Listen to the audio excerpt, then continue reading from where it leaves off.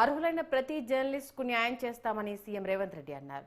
Jawaharlal Nehru journalist housing సొసైటీలో సభ్యులకు భూ కేటాయింపు పత్రాలు పంపిణీ కార్యక్రమం హైదరాబాద్ రవీంద్ర భారతిలో జరిగింది. ఈ కార్యక్రమానికి ముఖ్య అతిథిగా సీఎం రేవంత్ రెడ్డి హాజరై ప్రసంగించారు. గతంలో జర్నలిస్టులకు ఇళ్లు కేటాయించాలని కాంగ్రెస్ ప్రభుత్వం నిర్ణయించిందని, ప్రతి సమస్యకు పరిష్కారం ఉంటుందని అన్నారు. సమస్యను పరిష్కరించాల్సిన వ్యక్తులు బాధ్యతాయుతంగా వ్యవహరించాలని, అలా వ్యవహరించినప్పుడే సమస్యను పరిష్కరించవచ్చని రేవంత్ రెడ్డి చెప్పారు.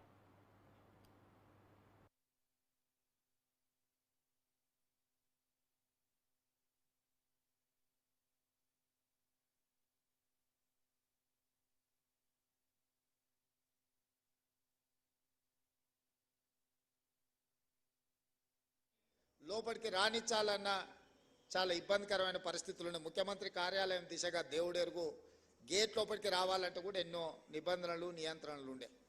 నేను వచ్చిన వెంబడే స్పీకర్ గారికి రిక్వెస్ట్ నేను చేసిన, మీరు చేయలా.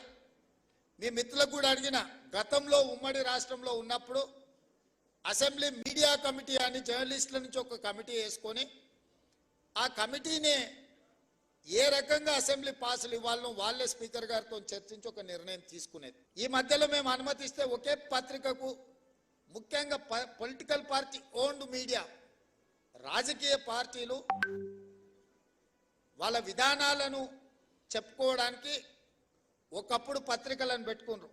అంటే సిద్ధాంతపరమైన వైరుధ్యాలు ఉన్నప్పుడు సిద్ధాంత భావవ్యాప్తి కోసము ఆనాడు రాజకీయ పార్టీలు వాళ్ళ సిద్ధాంతాలను ప్రజలకు వివరించడానికి, ప్రజల్ని ఆ సిద్ధాంతం వైపు ఆకర్షితులను చేయడానికి, ఆ సిద్ధాంతం ద్వారా సమాజానికి మేలు జరగడానికి ఆనాడు రాజకీయ పార్టీలు పత్రికలను పెట్టుకున్నారు. ఈ రెండింటిని కలగాపులగం చేయడం ద్వారా నిజమైన జర్నలిస్టుకు నష్టం జరుగుద్ది.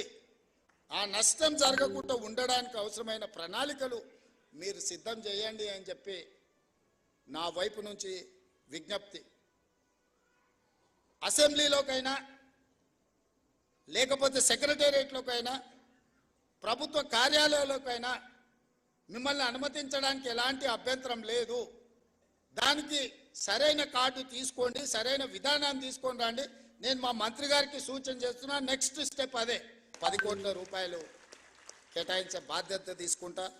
అదేవిధంగా ఈ 1100 మందికి ఇచ్చారు, కానీ ఇంకా 2000 3000 జర్నలిస్టులు ఉన్నారు.